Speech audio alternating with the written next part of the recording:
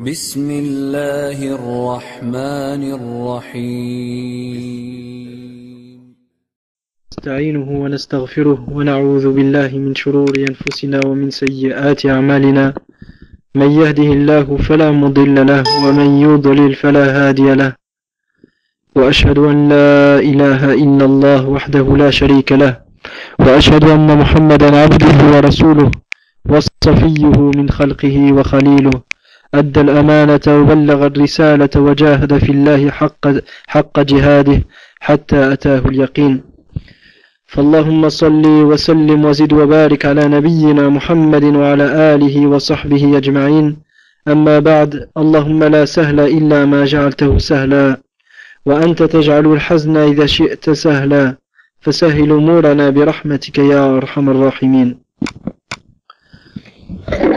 Donc le cours d'aujourd'hui est une introduction, ou plus précisément l'évocation de certaines définitions importantes dans la science de Usul al-Fiqh.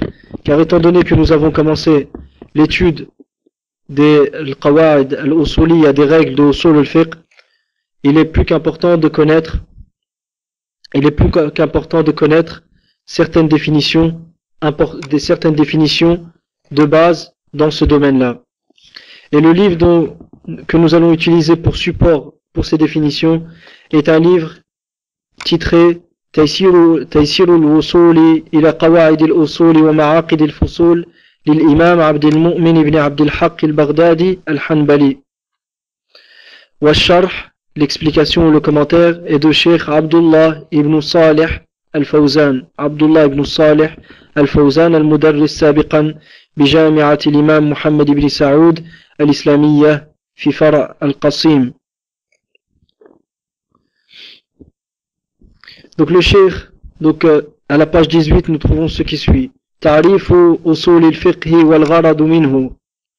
Donc le Cheikh Abdullah mentionne tout d'abord la définition qu'a donnée à l'imam Abd al-Mu'min ibn Abd al-Haq al-Baghdadi, puis à la suite de ça expose et fait un commentaire de cette explication. فقال صاحب الرسالة قال أصول الفقه معرفة دلائل الفقه إجمالا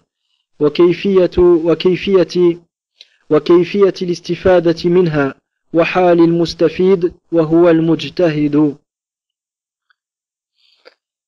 Donc il définit usul al-fiqh, Sahib al-Risala, l'auteur du livre, définit usul al-fiqh comme étant la connaissance des règles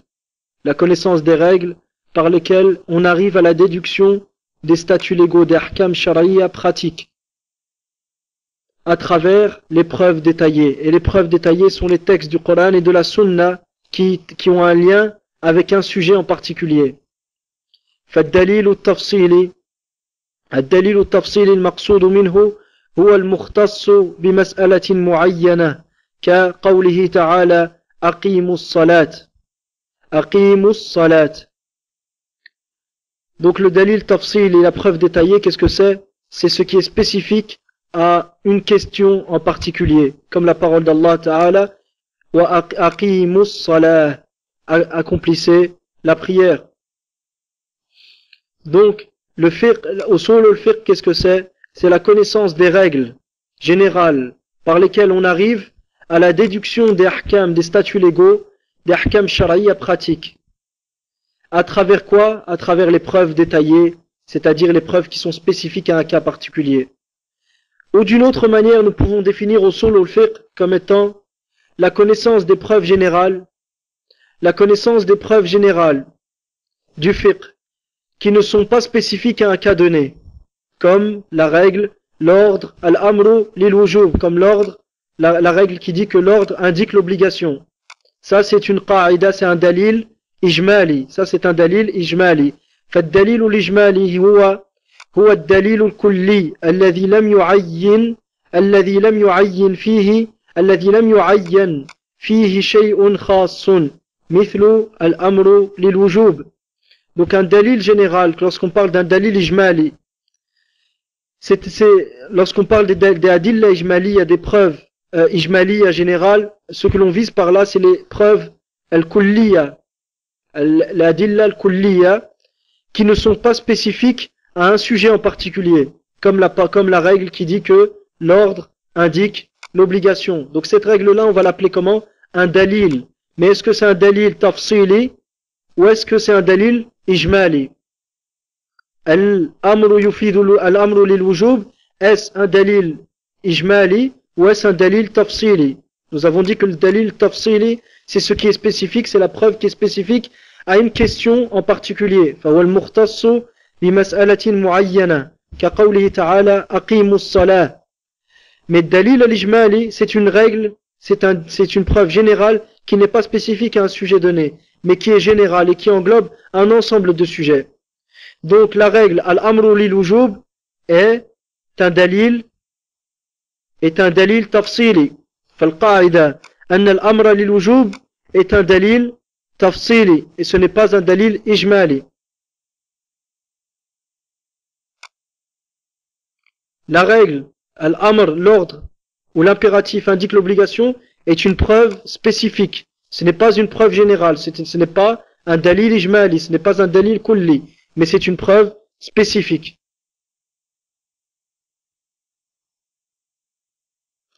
En sachant que la preuve spécifique est la preuve qui est précise et qui est particulière à un sujet donné.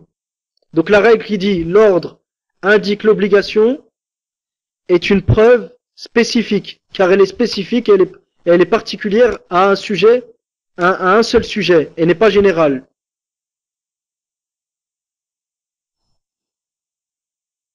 Donc la règle qui dit l'ordre, l'impératif indique l'obligation, est une preuve spécifique. Pourquoi? Parce qu'elle n'est pas générale, elle n'englobe qu'une seule mas'ala, qu'une seule question. Al-Ikhwa, barakallahu fikum, Inch'Allah, je tiens, je n'ai pas fait... Est-ce que ce que je viens de dire est juste? Est-ce que ce que je viens de dire est juste?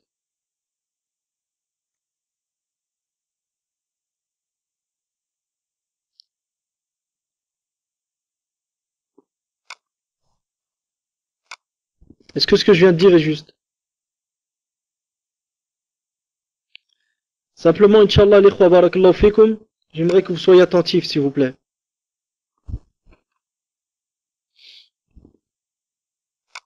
J'aimerais que vous soyez attentifs. En fait, je n'ai pas confondu, j'ai fait exprès, pour voir est-ce que vous suivez ou non. Fabarakallahu fikum la tumarrar alaykum al-ma'lumatul khati'a. Donc qu'on ne puisse pas vous faire passer n'importe quelle information, surtout que j'ai donné la définition auparavant. Donc j'aimerais que vous soyez attentifs. Jazakumullahu khairan. Les cours qu'on va faire, Inch'Allah, ne seront pas des cours où je parle et vous gardez le silence. Non, il faut que vous participiez aussi. Et je veux que vous soyez attentifs. Là, normalement, vous auriez dû remarquer que je me suis trompé. Vous auriez dû remarquer que mes paroles étaient erronées. Pour quelle raison? Je vous ai dit, ad-dalil al-ijmali, c'est le dalil kulli, c'est une preuve générale, qui n'est pas spécifique à un sujet donné. Comme l'ordre indique l'obligation, al-amr lil-wujub. Puis, j'ai dit que al-amr, que la règle qui dit l'amr lil-wujub est un dalil spécifique, car elle est spécifique à un cas donné. Ce qui est complètement faux. Donc soyez attentifs, barakallahu fikum. Maintenant, je vais vous poser des questions. Al-qa'ida allati taqul anna an-nahya lit-tahrim. La règle qui dit que l'interdiction indique la prohibition. Est-ce que c'est un dalil tafsili ou est-ce que c'est un dalil ijmali? Est-ce que c'est un dalil tafsili ou est-ce que c'est un dalil ijmali? Est-ce que c'est une preuve spécifique ou une preuve générale?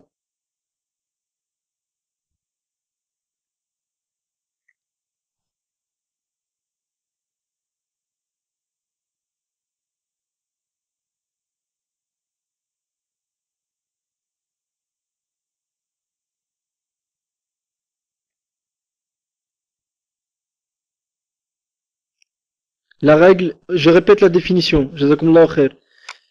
Je répète la définition. Ad-dalil al-ijmali, qu'est-ce que c'est? Un dalil général, c'est quand on parle de source générale.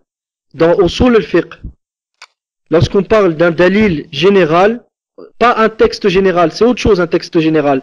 Là on parle d'un dalil général, un dalil ijmali, un dalil kulli. Qu'est-ce que c'est? C'est une preuve qui n'est pas, une preuve ou une règle qui n'est pas spécifique à un cas donné. Elle est générale, elle englobe elle englobe plusieurs cas particuliers. Elle n'englobe pas qu'un seul cas. Et le dalil tafsili, c'est ce qui est spécifique à un cas donné. Par exemple, Allah Azza wa Jalla dit wala taqrabu zina, et ne vous approchez pas de zina. Est-ce que c'est un dalil tafsili ou est-ce que c'est un dalil ijmali? Est-ce que c'est un dalil tafsili ou est-ce que c'est un dalil ijmali? En sachant que le dalil tafsili, c'est ce qui est spécifique à un sujet. Et le dalil ijmali, c'est ce qui est général et qui englobe un ensemble de sujets qui n'est pas spécifique à un seul sujet. C'est un dalil ijmali. Jazakumullahu khairan, barakallahu fikum. Donc, فقوله تعالى ولا تقربوا الزنا دليل تفصيلي لأنه يختص بمسألة معينة وهي تحريم الزنا التحريم هو تحريم الزنا وما يقرب وما يؤدي إلى الزنا وكل وسيلة إلى الزنا عافاني الله وإياكم منه. Donc la preuve par exemple de قوله تعالى لا par exemple قاعدة أن ترك الاستفصال في مقام الإجمال ينزل منزلة العموم في المقال ترك الاستفصال في مقام الإجمال ينزل منزلة العموم في المقال, c'est-à-dire ne pas demander d'explication dans une situation où on peut comprendre que tes propos sont généraux et qui ne sont pas spécifiques, on peut comprendre que tes propos sont généraux, ne pas demander d'explication dans ce cas-là fait que tes paroles, ce que tu as prononcé comme propos, sont tarkul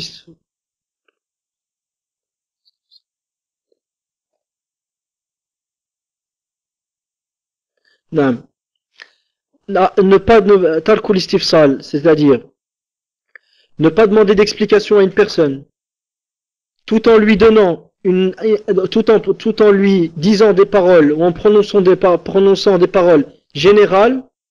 Dans ce cas-là, tes paroles sont, c'est-à-dire ce que tu viens de prononcer a un statut qui est général. Je vais donner un exemple, Inch'Allah, pour cette qaïda qui va être claire.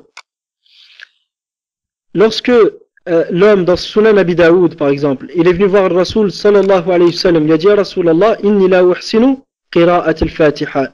Ya Rasulallah, je ne sais pas lire al-Fatiha. Le prophète sallallahu alayhi wa sallam, qu'est-ce qu'il lui a dit? Il lui a dit Qul subhanallah, walhamdulillah, wallahu akbar, wa la ilaha illallah, wa la hawla wa la quwwata illa billah. Cette personne-là, est-ce que le prophète sallallahu alayhi wa sallam lui a demandé est-ce que tu sais lire ou est-ce que tu ne sais pas lire? Il ne lui a pas demandé ce qu'il savait lire ou est-ce qu'il ne savait pas lire. De ce fait-là, ça montre que le fait que cette personne sache lire ou ne sache pas lire, ça n'a aucun effet dans le hukm. Donc, ça c'est une preuve pour la position des gens de Zahiriya, par exemple, qui ont dit que il est interdit de prendre le mushaf et de le lire dans la salat. Que ce soit une prière recommandée ou une prière qui est obligatoire. Al-Jumhur, ils ont dit c'est interdit dans la prière obligatoire. Mais ils ont dit dans la prière surrogatoire, c'est permis. Et ils ont pris la preuve, le hadith de Aïcha radiyallahu anha. Al-Zahiriya, ils ont dit quoi? Ils ont dit ici le prophète sallallahu alayhi wa sallam ne lui a pas demandé d'explication à cet homme. Cet homme, il lui a pas demandé ce que tu sais lire ou tu ne sais pas lire. Il lui a dit je ne sais pas lire le Fatiha. Il lui a pas dit le prophète sallallahu alayhi wa sallam est-ce que tu sais prendre une feuille dans laquelle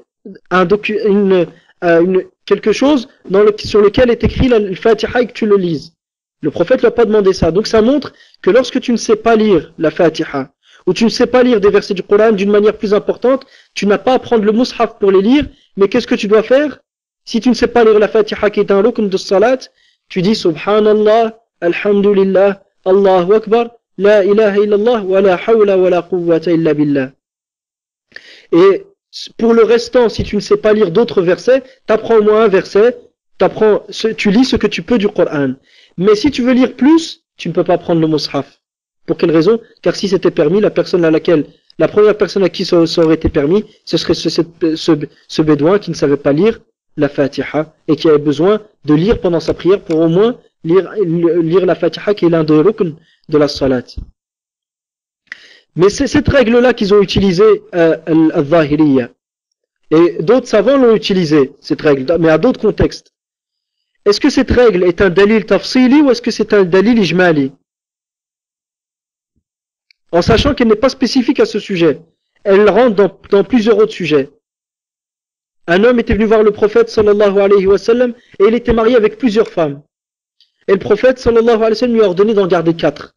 Est-ce qu'il lui a demandé, est-ce qu'il lui a dit, laquelle d'entre elles tu as épousé la première? Laquelle d'entre elles était la deuxième? Donc garde les plus anciennes, les plus anciennes et celles que tu as épousées récemment, quitte-les. Est-ce que le prophète sallallahu alayhi wa sallam lui a dit tout ça? Il ne lui a pas demandé d'explication. Et quand il ne lui a pas demandé d'explication, le prophète sallallahu alayhi wa sallam à l'issue de ça lui a dit, garde-en 4. L'homme, qu'est-ce qu'il pouvait comprendre? Qu'il peut en garder 4, il peut choisir parmi les 4.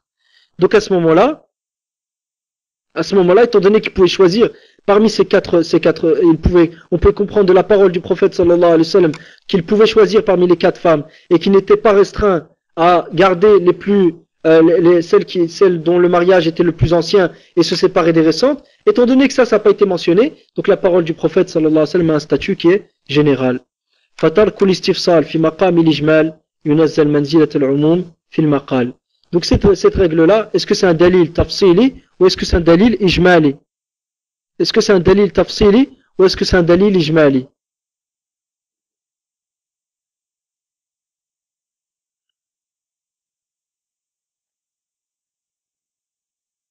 Naam, jazakumullahu khairan. Donc c'est un dalil ijmali. Par exemple, khabarul ahad ma'moulun bihi. Khabarul ahad ma'moulun bihi mutlaqan. Un texte qui n'a pas atteint un degré de tawatur est mis en pratique et d'application dans tous les cas, que ce soit dans la aqida ou dans la pratique, dans les actes pratiques, يعني في المسائل العلمية أو في المسائل العملية وسواء فيما تعم به البلوى أو فيما لا تعم به البلوى ففي كل هذه الأمور حديث الأحاد معمول به أو خبر الأحاد معمول به. Donc dans tous les cas, que ce soit dans les sujets liés à la aqida ou dans les sujets qui ne sont pas liés à la aqida, qui sont liés à la pratique, que ce, par exemple dans les ibadat, ou que ce soit dans les choses qui touchent un ensemble des gens de la communauté, ou les choses qui touchent 2-3 personnes, 2-3 personnes de la communauté, le hadith, l'ahad, qui n'a pas atteint le degré de tawatur, est mis, on doit le pratiquer dans toutes ces choses-là. Et on doit le prendre en considération dans toutes ces choses-là. Cette règle-là, est-ce que c'est un dalil tafsili ou est-ce que c'est un dalil ijmali?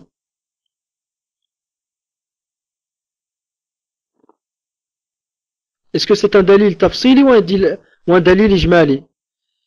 La règle qui dit que la règle qui est عند جمهور أهل العلم que خبر الأحد, un texte qui n'a pas atteint le degré de mutawatir, c'est-à-dire dont le degré n'a pas atteint le degré de tawatur, c'est-à-dire on n'est pas sûr et certain que le prophète sallallahu alayhi wa sallam l'a dit, ce hadith-là on le met en pratique aussi bien dans la aqida, on le prend en considération, on affirme les choses dans la aqida, que dans les actes pratiques, on le prend en considération et on le met en pratique. Cette règle-là, est-ce que c'est un dalil ijmali ou est-ce que c'est un dalil tafsili?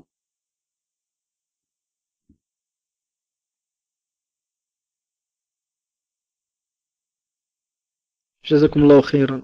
Donc c'est un dalil ijmali parce que c'est général et qui n'est pas spécifique à un sujet particulier. قوله تعالى يا أيها الذين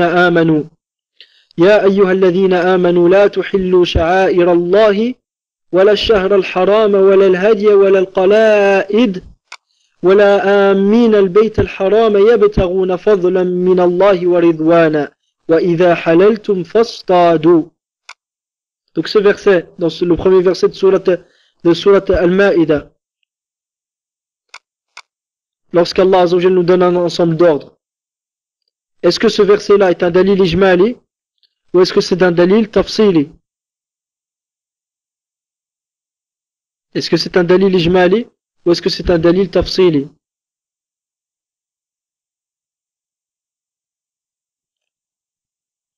Naam, jazakumullahu khairan. Donc c'est un dalil tafsili. C'est un dalil tafsili. D'accord?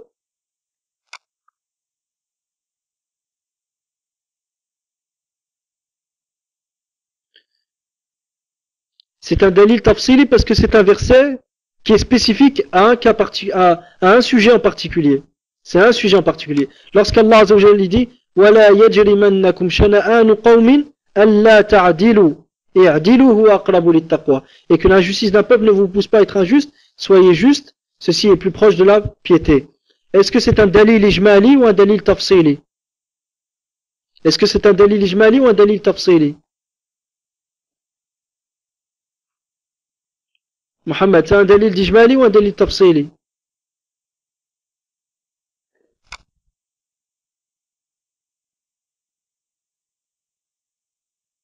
Est-ce que c'est un dalil ijmali ou un dalil tafsili? Jazakallahu khairan. C'est un dalil tafsili. Pourquoi?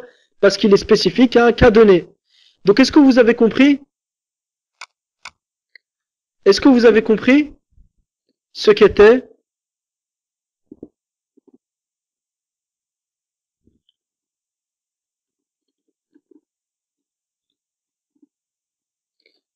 Est-ce que vous avez compris ce qu'était un dalil tafsili et un dalil ijmali? D'accord. Donc lorsqu'on parle maintenant de l'adillatu tafsiliya, des preuves tafsiliya, de quoi on parle? Lorsqu'on parle des preuves at-tafsiliya, des preuves détaillées, qui sont spécifiques à un cas donné, on parle de quoi? On parle des textes du Coran et des textes de la Sunna. D'accord? C'est bien compris. Lorsqu'on parle de l'adillat tafsili, on parle des textes du Coran et des textes de la Sunna.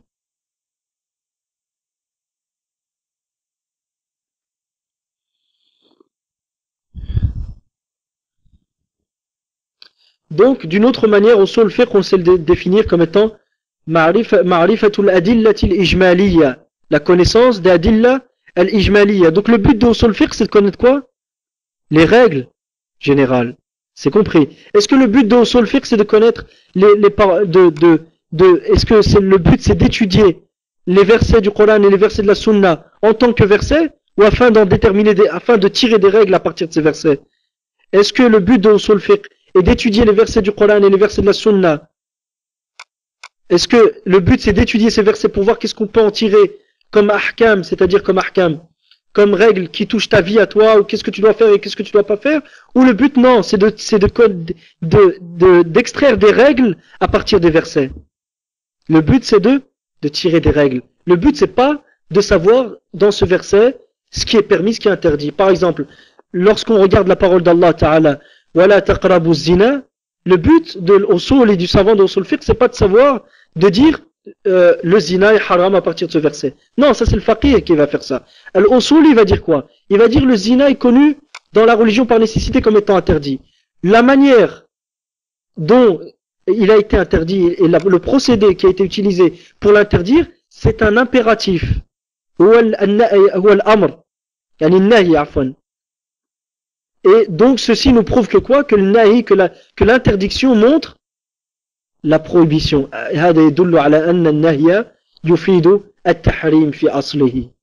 Donc c'est le but de l'usul, c'est de tirer des règles. Ces règles-là, al-faqih va venir par après, il va prendre ces règles et il va aller s'adresser, il va se diriger vers les adillat tafsiliya justement, vers les textes du Coran et de la Sunna qui ont un lien, qui sont liés à un sujet en particulier. Et à l'aide des règles que l'usul il a fixées, al-faqih et le mujtahid, il va pouvoir déduire des ahkam, des règles à partir des adillat tafsiliya. Donc je répète, c'est la connaissance des preuves générales du fiqh qui ne sont pas spécifiques à un cas donné, comme la règle qui dit l'amr lil-wujub, l'ordre indique l'obligation, la façon de profiter de ces règles. Wa kayfiyatil istifadati minha. Comment profiter de ces règles-là? Ilm al-usul va te montrer comment tu vas profiter des règles de l'usul al-fiqh. Comment? En apprenant la dilala des termes, l'indication des termes. Qu'est-ce que signifie tel terme? Qu'est-ce que signifie tel terme? Pas sa définition. Le but c'est pas sa définition linguistique. Le but c'est de savoir quelle est son indication, quel est son poids. Est-ce qu'il montre l'obligation? Est-ce qu'il montre l'interdiction? Est-ce qu'il montre que c'est makrouh? Est-ce qu'il montre que c'est mustahab? Est-ce qu'il montre que c'est un shart? Est-ce qu'il montre que c'est un sabab? Et ainsi de suite. Donc, le usul fiqh va aussi te permettre de connaître ma'rifat كيفية الاستفادة من الأدلة الإجمالية كيفية الاستفادة منها وكيفية الاستفادة منها تكون بمعرفة كيف يستفاد من هذه الأدلة أي من القواعد أي معرفة القواعد في استنباط الأحكام الشرعية وهذا يكون بمعرفة دلالات أو دلالات الألفاظ وشروط الاستدلال كما سيأتي إن شاء الله. Et comment tu vas réaliser ça? Comment tu vas savoir comment profiter, de quelle manière profiter de ces règles-là? C'est en apprenant l'indication des termes. Et les conditions requises pour celui qui doit faire cette recherche, qui est le mujtahid. Celui qui doit faire cette recherche, qui est le mujtahid, tu vas savoir quelles sont les conditions de ce mujtahid-là. Qu'est-ce qu'un mujtahid? Quelles sont ses conditions? Quel est le hukm de l'ijtihad? Et ainsi de suite. Et tout ça, c'est étudié où? On traite de ça dans quel domaine? Dans usul al-fiqh.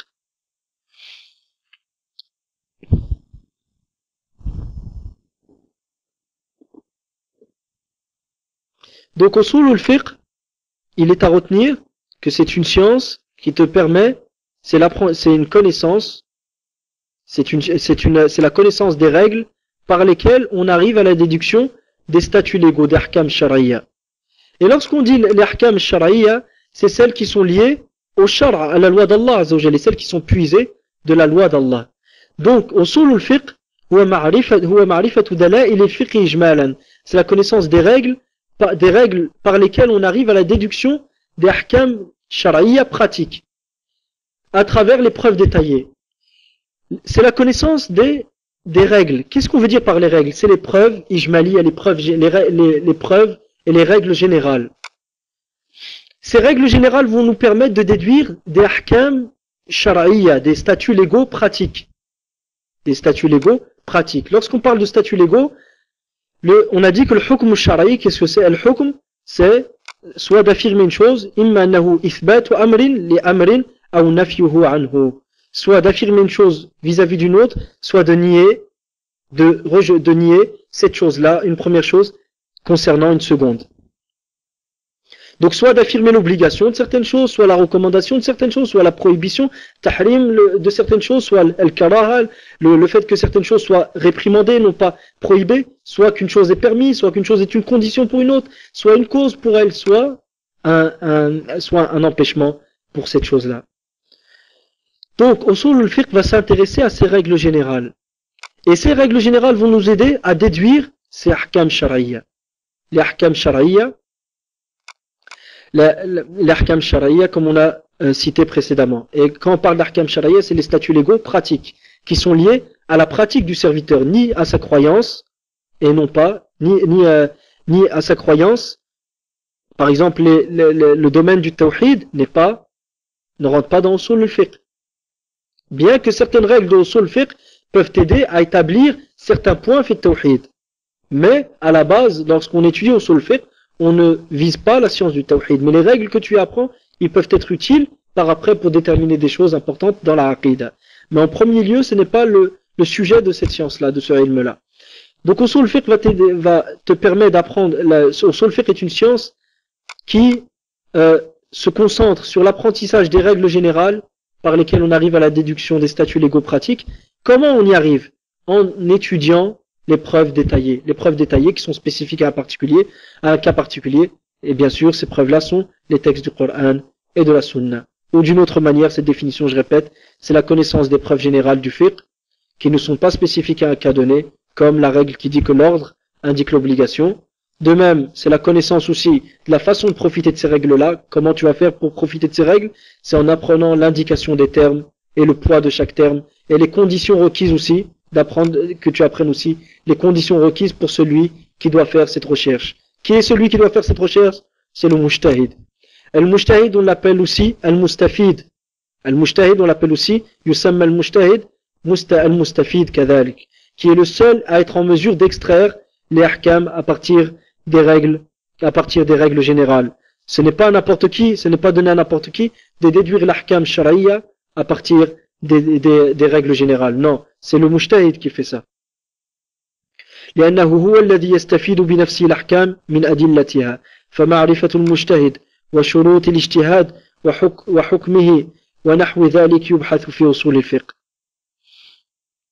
Donc, à savoir qui est le mujtahid, les conditions de l'ijtihad, le statut de l'ijtihad et autres, son domaine, le domaine de toutes ces questions, c'est ilm usul al-fiqh. Et je m'arrêterai ici, Inch'Allah. Donc, on a un bref aperçu de la science qui est usul, de cette science qui est usul al-fiqh, et ce qu'elle recherche. Le but de cette recherche, de cette science, c'est d'établir les règles générales. Comment elle va les établir?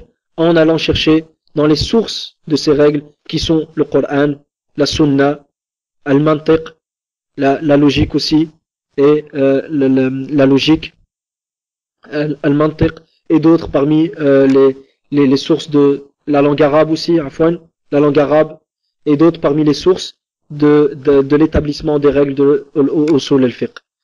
Donc cette science-là, je répète pour terminer, a pour objectif principal d'établir une méthodologie de recherche et une méthodologie qui te permet de comprendre correctement l'objectif d'Allah et de son prophète sallallahu alayhi wa sallam, comme le dit Cheikh l'Islam Ibn Taymiyyah. Et elle te permet aussi d'établir des règles qui te permettent des règles menant à extraire convenablement et correctement les ahkam shar'iyya, des adillat tafsiliya, des preuves tafsiliya qu'on a déterminées auparavant. Wallahu ta'ala a'la wa a'lam. Wa sallallahu ala nabiyyina Muhammad wa ala alihi wa sahbihi ajma'in walhamdulillahi rabbil alamin.